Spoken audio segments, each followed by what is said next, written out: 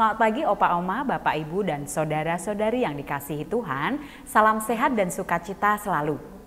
Berjumpa kembali bersama saya Neneng di acara Oke Hari Ini Orang Kudus Hari Ini edisi 18 Januari 2023. Pemirsa sekalian yang dikasihi Tuhan, kali ini telah hadir narasumber saya yang akan berbincang tentang salah satu orang kudus hari ini. Salah satu dari anggota Sosietas Santa Clara.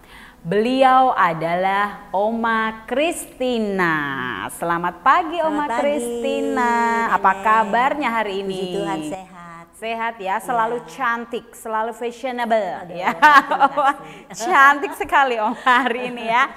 Oke, nah hari ini kita akan ngobrol-ngobrol ya tentang salah satu orang kudus nih Oma. Nah ini bukan santo ya nih, Beata Christina Ciccarelli. Beliau dikenal sebagai seorang biarawati ya. Iya. Christina, wah sama ya namanya dengan Oma kaget, ya. begitu dapat kaget juga. Kok bisa pas? Ya, mungkin sudah diatur ya. Oke, Oma. Nah, biar tidak berlama-lama lagi dan mengobati rasa penasaran Neneng nih cerita tentang Beata Christina Ciccarelli ini, arti namanya tuh apa sih, Oma? Beata Christina ya. Christina Ciccarelli, arti namanya apa tuh, Oma? Nama Christina adalah bentuk pendek yang feminin dari nama Christianus. Berarti maskulinnya Christianus, Yes. feminimnya Christina. Oke, lanjut Oma. Artinya apa dong Adapun Oma? nama Christianus adalah nama Latin yang berarti seorang Kristen atau seorang pengikut Kristus. Nah, ini kan arti namanya sudah nih Oma nih. Nah, sekarang kehidupannya bagaimana nih ceritanya? Christina lahir di Lucoli, Aquila, Italia pada tahun 1480. Dia adalah putri bungsu dari 6 bersaudara. Orang tuanya bernama Domenico Ciccarelli dan Maria di Garancia. Ketika ia dibaptis, ia diberi nama Mattia Ciccarelli. Sejak masa kanak-kanak, ia menunjukkan kecenderungan untuk berdoa demi penebusan dosa dan memberikan devosi khusus kepada Bunda Maria. Mattia kecil biasanya menghabiskan waktunya untuk berdoa di rumah. Di sebuah ruangan terpencil di mana ayahnya telah menempatkan gambar perawan Maria bersama Kristus. Wah, berarti secara tidak langsung nih orang tuanya sudah memberikan teladan ya kepada anaknya ya di usia yang kecil sudah pandai berdoa, bahkan memberikan devosinya khusus kepada Bunda Maria. Nah, teladannya seperti apa? Menempatkan apa tadi Oma? Gambar perawan Maria bersama Kristus. Wah, luar biasa ya Oma ya. Lanjut Oma. Penampilannya sangat cantik, namun ia menolak keanggunan dalam berpakaian. Baginya kecantikan tampak sebagai penghalang baginya untuk mendekati Tuhan. Terus pada usia 11 tahun dia mendapat bimbingan spiritual ya, Oma ya, dari biarawan Fransiskan bernama Vincentius dari Aquila. Nah, setelah tumbuh dewasa itu apakah beliau ini masuk ke biara atau bagaimana ceritanya tuh Oma? Oh iya. Setelah tumbuh dewasa, Mattia merasa terpanggil untuk hidup dalam doa dan silih. Dan atas nasihat spiritualnya, Mattia lalu memutuskan untuk masuk biara dan menjadi seorang rubiah. Apa itu rubiah? Rubiah artinya pertapa wanita.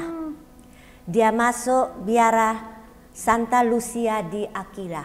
Setelah masuk biara, ia mengubah nama baptisnya menjadi nama yang religius, yaitu Suster Christina. Suster Christina, wah luar biasa ya. Terus lalu bagaimana tuh kehidupan beliau di dalam biara itu bagaimana? Apakah bisa melakukan karyanya di luar biara? Apakah hanya di dalam biara tersebut, Oma? Bisa nggak? si Suster Kristina nih? Gimana nih ceritanya nih Oma? Kehidupan Suster Kristina sebagai seorang biarawati adalah kehidupan yang tersembunyi dan sunyi. Tetapi berarti kayak tertutup gitu ya biaranya ya Oma ya. Lanjut Oma. Tetapi masyarakat Aquila segera mengetahui keindahan panggilan biarawati tersebut. Suster Kristina dan para biarawati lainnya mendatangkan banyak berkat bagi mereka melalui hidup bakti dalam doa. Suster Kristina memang tinggal di biara tertutup, tetapi ia amat sadar akan kebutuhan orang-orang miskin di daerahnya. Dia dan para biarawati lainnya memberikan apa saja yang dapat mereka lakukan bagi penduduk di sana. Suster Kristina juga senantiasa peduli akan salib dan penderitaan yang ditanggung penduduk. Ia berdoa dan mempersembahkan mati raga kepada Tuhan bagi intensi-intensi mereka. Setelah Muder meninggal, Yesus memberkati Suster Kristina dengan karunia ekstase dan kemampuan untuk sekali waktu mengetahui hal-hal yang akan datang. Oh, boleh dikatakan sebagai peramal gitu ya Oma ya? Iya. Bisa tahu ya, benar-benar. Besoknya akan bagaimana yang terjadi gitu ya. Lanjut Oma. Tuhan bahkan menggunakannya untuk mengadakan mujizat demi kebaikan yang lain. Suster Kristina terkenal karena kesalehannya, kerendahan hati, dan kemurahan hati kepada orang miskin. Ia sering diminta sebagai pembimbing rohani oleh umat dari semua lapisan masyarakat. Pada hari raya tubuh dan darah Kristus, umat menyaksikan Kristina terlihat melayang dan wajahnya memancarkan cahaya keemasan. Kristina juga mengalami sebuah penglihatan pada hari Jumat Agung dan menyebabkan ia mendapat stigmata pada hari berikutnya. Wah, luar biasa ya Oma ya. Nah, ada beberapa nih yang kita teladani nih. Beliau adalah peduli kepada orang-orang yang miskin kayak gitu-gitu ya, rendah hati, terus juga saleh juga terus juga pendoa, terus juga bermati raga juga ya tadi ya Oma ya. Terus kemudian akhir hidup beliau tuh seperti apa Oma? Sampai mendapatkan gelar beata ya Oma ya. Gimana ceritanya? Suster Kristina kemudian meninggal pada tanggal 18 Januari 1543.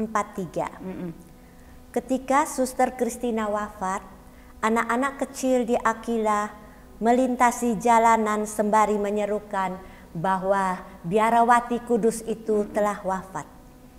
Orang banyak berduyun-duyun datang sebagai ungkapan hormat dan terima kasih sebab ia telah menjadi anugerah bagi kota mereka. Pemerintah kota terpaksa mengizinkan jenazahnya dipajang di depan umum untuk menerima penghormatan. Dia dimakamkan di sebelah kanan altar utama Gereja Santa Lucia. Nah, setelah kematian beliau ini ada diceritakan muncul daftar panjang keajaiban dan rahmat melalui doa-doa kepadanya. Itu apa aja Oma? Setelah kematiannya mulai muncul daftar panjang keajaiban dan rahmat melalui doa-doa kepadanya.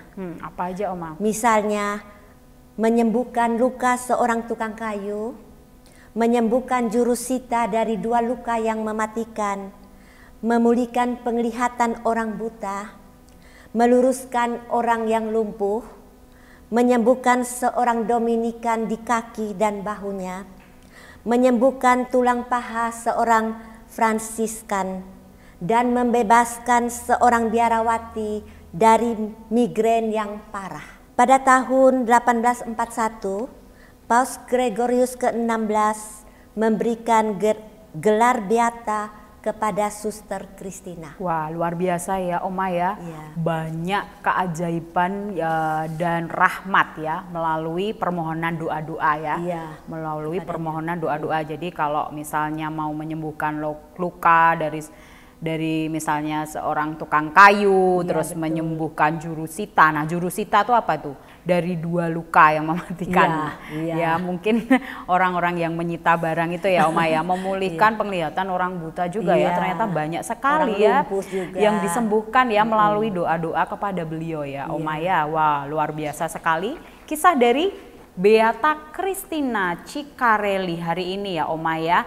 Baik, terima kasih banyak atas kebersamaannya hari ini. Sudah sudi meluangkan waktu untuk berbincang bersama Neneng tentang Beata Christina Ciccarelli ya Oma ya. Nah baik, sebelum kita tutup acara hari ini, kita siapkan hati untuk berdoa.